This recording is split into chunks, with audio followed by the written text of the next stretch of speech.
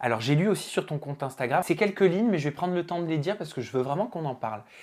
Il est clair qu'il y a un énorme tabou sur la maternité, ça doit Mmh. changer. Nous aimons nos enfants plus que tout.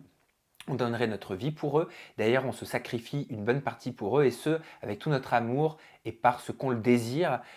Mais tout cela n'empêche pas le poids de la maternité et la charge mentale. Ouais, Sans compter la pression qu'on se met nous-mêmes, oui. puis celle de la société. Et sinon les autres, celles qui nous montrent du doigt avec leur «fallait pas faire des gosses si t'es crevé, si tu sais pas gérer, si c'est pour pleurer». Pour moi, celles-ci sont des menteuses. On nous prône un bonheur sans faille, ce bonheur est immense, mais pas sans faille. Tu as le droit d'en avoir marre parfois. Quelles sont ces failles de ce bonheur? En quoi ton témoignage peut aussi aider d'autres femmes? Alors, effectivement, j'ai compris en étant maman qu'il y avait, beaucoup de tabous sur la maternité. J'ai compris, il y avait cette partie-là où quand je m'exprime sur les réseaux sociaux par rapport à ce que je vis, il y a beaucoup de messages privés de mamans qui me partagent leur vécu et qui m'expliquent, qu'elles n'ont pas eu le courage de le dire à leur entourage ou sur les réseaux, d'ailleurs même des mamans connues. Hem et et qui me remercient pour ça parce qu'il faut que ça change. Voilà. Et j'ai compris qu'il y avait énormément de mamans qui ont souffert aussi dans leur maternité, de papas aussi. Mais parce que c'est quelque chose de beau, parce que c'est quelque chose d'extraordinaire, et je pense que c'est la chose la plus extraordinaire, et parce qu'il y a des femmes qui ne peuvent pas enfanter, nous n'avons pas le droit de nous plaindre. Euh, il y a aussi cet autre côté où il y avait voilà, ces personnes-là qui montrent du doigt. Euh, ça m'étonnera toujours, mais voilà, il y a ces personnes qui te montrent du doigt pour les difficultés que tu traverses. Et ouais, moi j'ai 3 enfants, nanani, nanana, je me plains pas. Je pense pas que cette maman-là, elle a jamais piqué de crise. Donc c'est pour ça que j'ai dit, je pense que ce sont des menteuses. Ça doit être dur à encaisser quand même, quand on C'est vient pas, d'avoir un enfant et c'est qu'on est pas évident. jugé. Alors heureusement que j'ai du caractère et que j'ai, voilà, mais c'est pas évident parce que j'ai eu des mamans qui m'ont dit, qu'elles l'ont dit et que elles n'ont pas été écoutées par la famille et les amis en disant, oh, ça va, arrête de te plaindre, c'est quand même pas compliqué, c'est juste des cris, non mais ça va. Tu vois ce que je veux dire? Donc vraiment, déjà, il y a un manque de soutien pour la maman, parce on est vachement soutenu pendant la grossesse, on a des rendez-vous, etc. Puis derrière, plus rien après l'accouchement. Donc il y a un problème ici en France, alors qu'au Canada, ça ne se passe pas du tout comme ça, par exemple. Hein. D'ailleurs, il y a même culturellement, hein, en Afrique, la maman reste 40 jours alitée pendant que la famille prend le relais avec le bébé.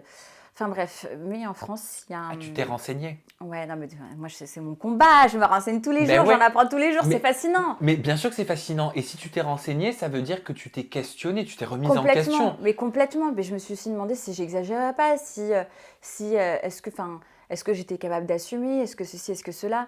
Mais, euh, mais bon, non, enfin, je sais que je suis une bonne mère et je sais aussi que si je pète un câble, c'est aussi parce que je fais tout ce que je peux et que je me tue la tête à trouver 30 000, enfin voilà, à trouver des rendez-vous, à chercher ce qui va pas, à vraiment être mieux, tu vois. Mais là où je voulais en venir, c'est que... alors, je vais peut-être me faire pointer du doigt, à mort, hein. Mais en fait, au jour d'aujourd'hui, les femmes peuvent être indépendantes, les femmes aiment travailler, les femmes s'assument et les femmes prennent position dans ce monde. Ok, et voilà, il y a aussi d'autres femmes qui ne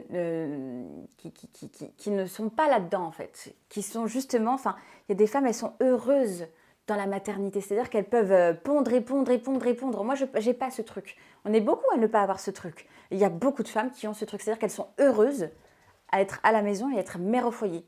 C'est C'est vrai. leur rôle, elles sont faites pour ça. Elles sont comblées d'amour quand elles sont à la maison à s'occuper du foyer.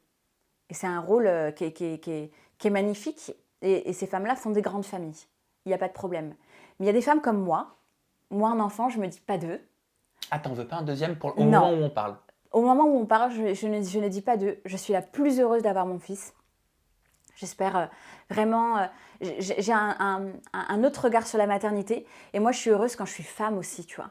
Moi, je ne peux pas être heureuse dans mon rôle de maman si je ne me sens pas femme. En fait, vraiment, j'ai besoin des deux. Tu vois ce que je veux dire?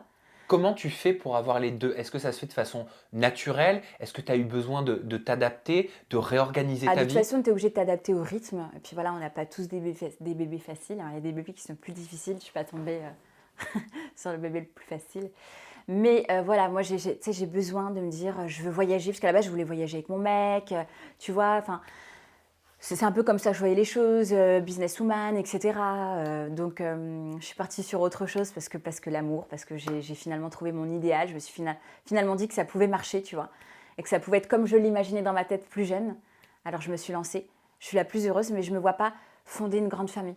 Je ne me vois pas une fois passé les 3 ans dans les couches, je ne me vois pas m'y remettre. Mais alors, pas du tout. Tu vois ce que je veux dire? Et j'ai pas de remords à le dire.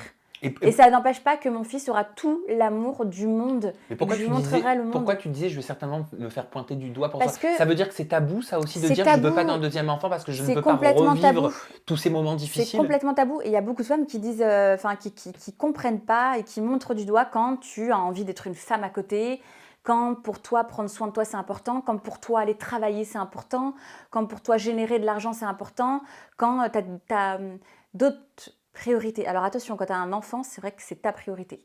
Mais j'ai besoin que mon monde soit complet. J'ai ma manière à moi de visualiser les choses. Mais chacun a. Moi, je pointe pas du doigt celles qui veulent. Désolée pour le terme, hein, mais celles qui veulent pondre, voilà, tous les 2 ans, quoi. Je veux dire, je trouve ça extraordinaire. Enfin, chacun doit être heureux comme il a envie d'être heureux et on est heureux de manière différente. C'est comme ça. Mais il faut pouvoir le respecter et il faut pouvoir se soutenir là-dedans, en fait. Il y a des femmes qui veulent pas être enceintes, elles détestent être enceintes, elles préféreront adopter. Et heureusement qu'il y a ces femmes-là, parce que heureusement qu'il y a des couples qui adoptent. Tu vois ce que je veux dire? Bien sûr. Donc en fait, je pense que tous les choix sont magnifiques et respectables à partir du moment où ce sont les tiens et qui viennent du cœur. Et je trouve ça dommage que tout le monde ne le respecte pas et je trouve ça dommage qu'il y ait des tabous autour de toutes ces choses-là. Tout le monde est pointé du doigt.